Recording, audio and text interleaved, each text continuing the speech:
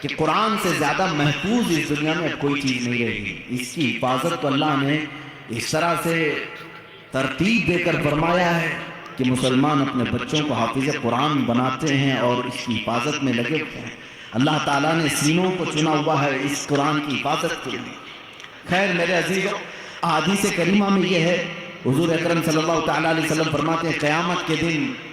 ایک بندہ آئے گا جو قرآن تلاوت کرتا تھا، اس کے حساب کی باری آئے گی تو رب تعالیٰ اس سے فرمائے گا اقرأ القرآن وارتقی ورتل، اے بندے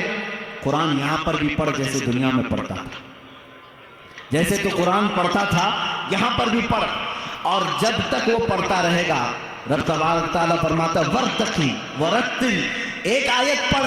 ایک درجہ اوپر، دوسری آیت پڑھ دوسرا درجہ اوپر، تیسری آیت پڑھ تیسرا درجہ اوپر، جنت میں وہ آیت پڑھ تیسرا درجہ اوپر، جنت میں وہ درجے طے کرتا جاتا رہے گا، جہاں جا کر کے وہ قرآن کی تلاوت ختم کرے گا کہا جائے گا یہی تیرا درجہ ہے۔ میرے آقا صلی اللہ تعالیٰ علیہ وسلم سے پوچھا گیا کہ کیا یہ قرآن جب تک وہ تلاوت کرتا رہے گا اس کے درجے بلند ہوتے رہیں گے؟ حضور اکرم صلی اللہ علیہ وسلم کی حدیث میں ہاں میں نے جنت میں دیکھا ہے قرآن کی تلاوت کرنے والوں سے اوپر کسی کا درجہ آیا ہی نہیں، کیونکہ یہ تلاوت کرتے کرتے، کیونکہ جو کچھ بھی جنت حاصل کرنے کا آپشن ہے نا وہ دنیا میں ہی تو ہے۔ تم اتنی نمازیں پڑھو تو یہ جنت ہے، اتنے روزے رکھو تو یہ جنت کا دروازہ تمہارے لیے، حج کرو تو یہ جنت کا دروازہ تمہارے لیے، سارے آپشن جنت حاصل کرنے کے دنیا میں ہے۔ یہ دارالعمل ہے، مرنے کے بعد عمل ختم ہو جائے گا، لیکن قیامت میں صرف ایک عمل ہے جس کو پھر رب تعالیٰ ریپیٹ کروائے گا۔ وہاں نہیں کہا جائے گا نماز پھر سے پڑھ کے دکھا، حج کر کے دکھا، روزہ رکھ کے دکھا، ختم ہو گئے اعمال، لیکن قرآن پڑھنے والے کو کہا جائے گا اب بھی چاہتا ہے تو پڑھ اور اوپر چل اور بڑھتا جا۔ تو جس کو قرآن آتا ہوگا وہ پڑھتا جائے گا اور درجے طے کرتا جائے گا۔ یہ فضیلتیں میرے آقا صلی اللہ تعالیٰ علیہ وسلم نے سنائی، اور یہ جو حدیثیں میں ذکر کر رہا ہوں متفق علیہ اور صحیح احادیث آپ کے سامنے ذکر کر رہا ہوں۔ یہاں تک کہ حضور اکرم صلی اللہ تعالیٰ علیہ وسلم کی ایک حدیث ہے، قیامت کے دن وہ بچے جنہوں نے قرآن کو اپنے سینے میں رکھا تھا وہ بلائے جائیں گے، اللہ کا کلام یاد کیا،